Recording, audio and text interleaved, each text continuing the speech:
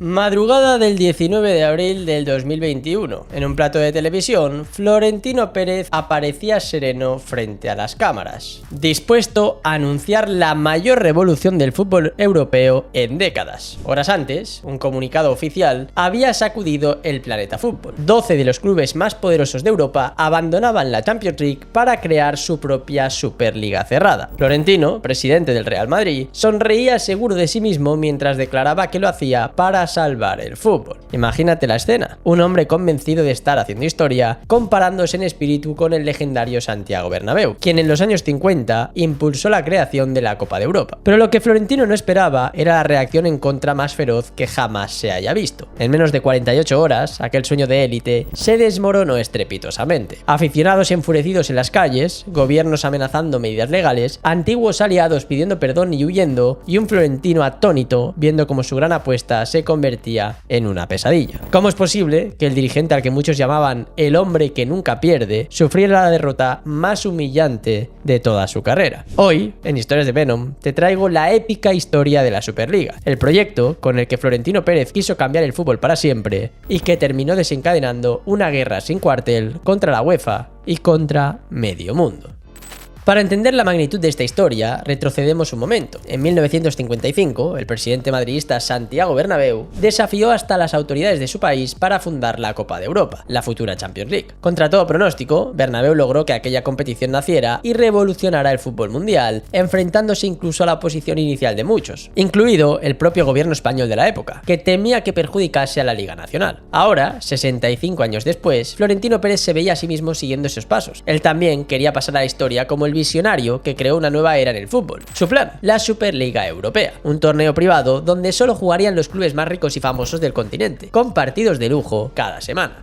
Florentino llevaba tiempo dándole vueltas a esa idea junto a otros magnates del fútbol. Desde hacía años, los clubes más grandes coqueteaban con formar una liga aparte para repartirse un pastel económico mayor, pero nunca nadie se había atrevido a dar el salto definitivo, hasta que Florentino tomó el mando. El escenario comenzó a fraguarse en la sombra. En secreto, Florentino y su círculo negociaron con dueños y presidentes de otros equipos top. Hubo llamadas nocturnas, reuniones discretas en hoteles de lujo y promesas de millones sobre la mesa. El plan cristalizó a inicios de 2021, un torneo cerrado, con 20 equipos, 15 fijos como miembros fundadores y 5 invitados rotatorios cada año, fuera del control de la UEFA. Los clubes fundadores asegurarían su participación cada temporada sin riesgo de quedarse fuera y se repartirían ingresos astronómicos garantizados por un banco inversor. JP Morgan, decían los rumores. ¿Quiénes estaban dentro? Un auténtico club de multimillonarios. Además del Real Madrid de Florentino, se apuntaron el Barça, el Atlético de Madrid, el Manchester United, el City, el Liverpool, el Chelsea, el Arsenal y el Tottenham, y 3 históricos italianos, la Juve, el Milan y el Inter de Milán. Solo faltaban los pesos pesados de Alemania y de Francia, el Bayern y el PSG, que rechazaron unirse, quizá oliéndose el escándalo. Pero Florentino siguió adelante pese a esas ausencias. Tenía 12 apóstoles para su causa y estaba decidido a lanzar la Superliga cuanto antes. El domingo 18 de abril de 2021 fue el día D, o mejor dicho, la noche. Cuentan que el secreto se filtró a la prensa ese mismo día, forzando a Florentino y sus aliados a adelantar el anuncio oficial a toda prisa. Así, casi a la medianoche, millones de aficionados recibieron la noticia bomba. Sus clubes acababan de fundar la European Super League. Mientras la indignación crecía en redes sociales, Florentino se sentó en el Chiringuito de Jugones, un popular programa nocturno, para dar la cara. Con tono calmado, explicó que la Superliga era necesaria porque los jóvenes ya no veían el fútbol y se aburren con partidos poco atractivos, y que esta nueva competición traería duelos espectaculares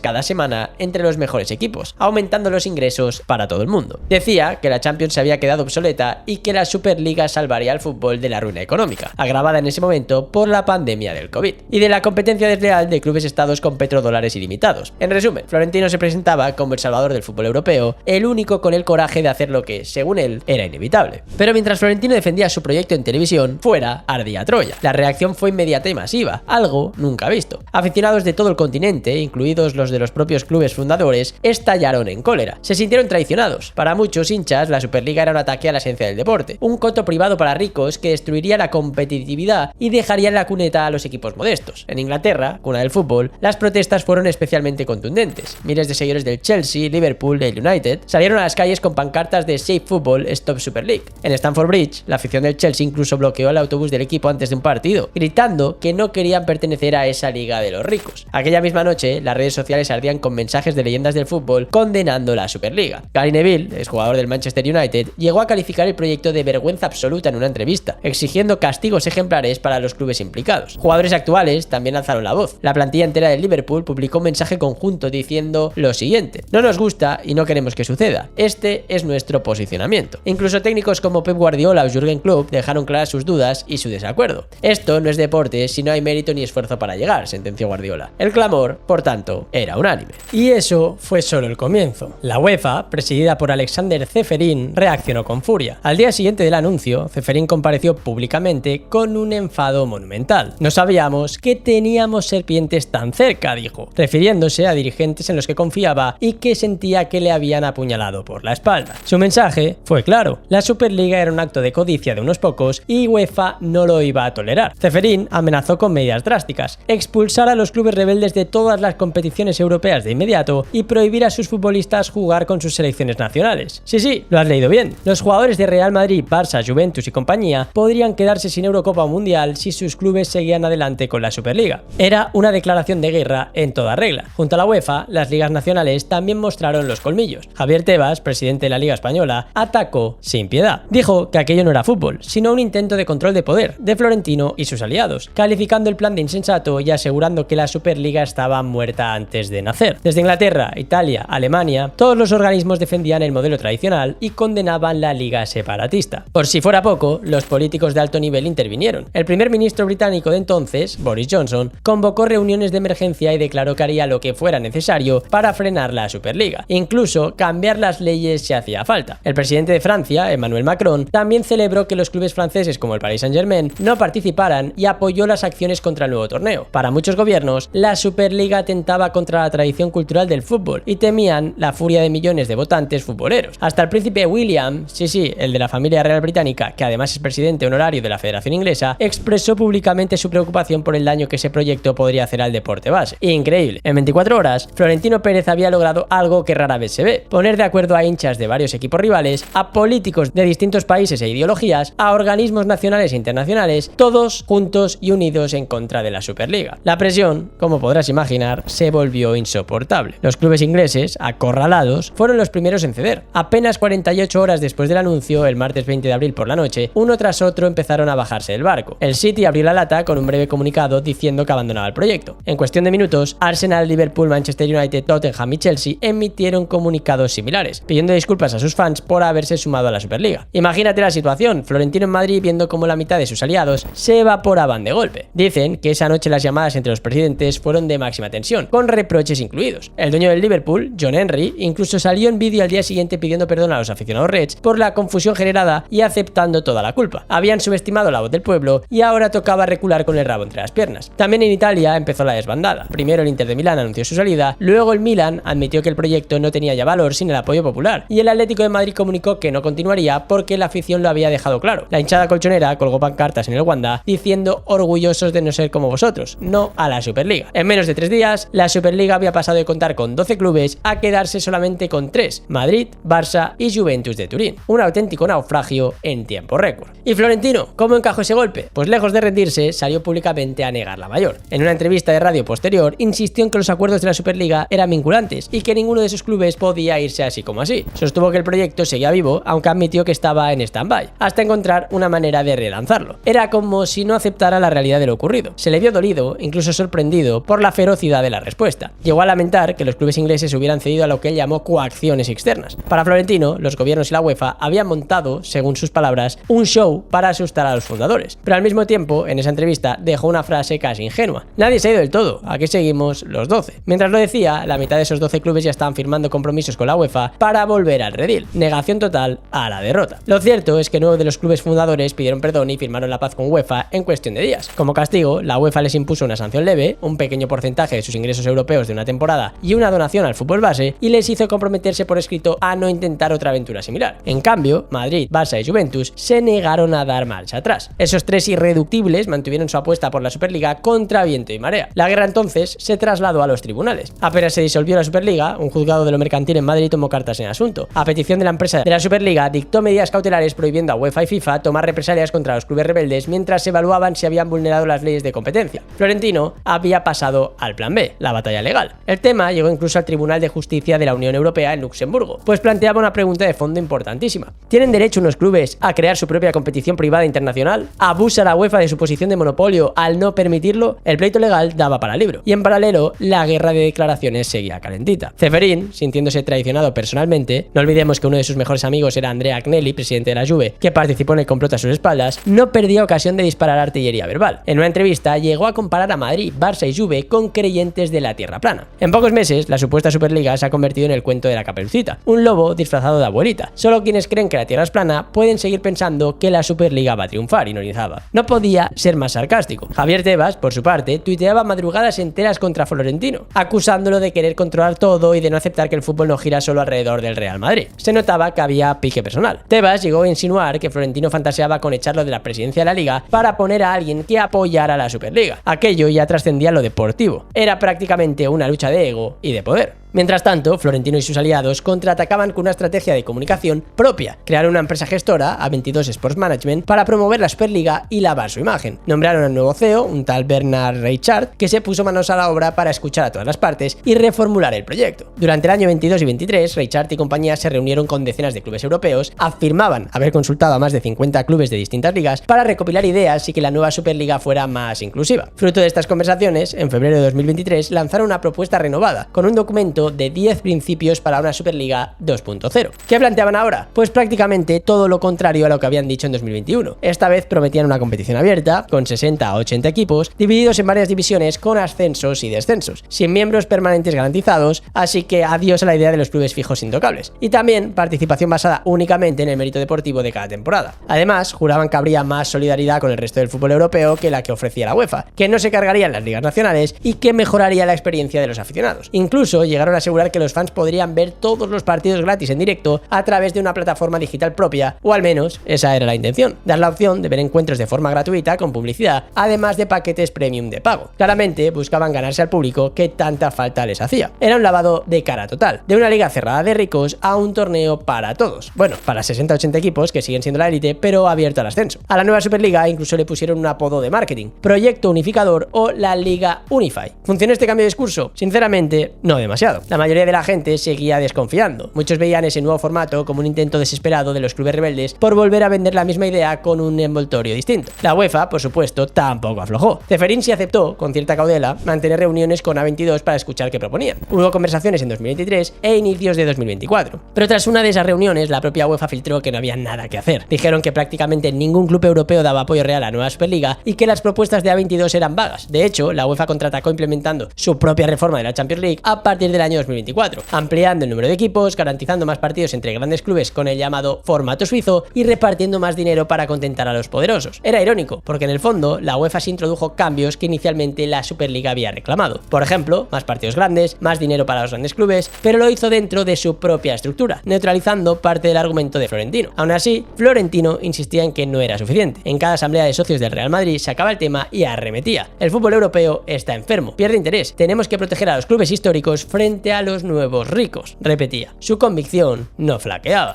Llegados a este punto, permíteme una pequeña pausa en la historia para un mensaje muy importante. He estado investigando todos estos giros y polémicas de la Superliga para traértelo fresquito, y he descubierto que más del 80% de quienes ven mis vídeos no están suscritos al canal. Es increíble, pero es cierto, así que si te gusta cómo va esta historia, te invito a que te suscribas a Historias de Venom y le des un buen like. No cuesta nada, a diferencia de la Superliga, que costaba unos cuantos miles de millones, y a mí me ayudas un montón a seguir trayéndote contenido épico todas las semanas. Y ahora sí, volvemos al lío, porque la novela de la Superliga todavía tiene capítulos sorprendentes por escribir. Pese a todos los intentos de Florentino por mantener viva la llama, la realidad se imponía. El proyecto se desangraba. En el verano de 2023, uno de los tres mosqueteros rebeldes decidió tirar la toalla. La Juve, sumida además en sus propios escándalos financieros y deportivos, comunicó a Real Madrid y Barça que se retiraba de la Superliga. El club italiano buscó reingresar en la Asociación Europea de Clubes, en la ECA, de donde había sido expulsado por sumarse a la Superliga, y quiso hacer las paces con la UEFA. Aquello fue un golpe simbólico fuerte. De los 12 fundadores originales, solo quedaban dos, precisamente los dos que más la habían defendido desde el principio: Real Madrid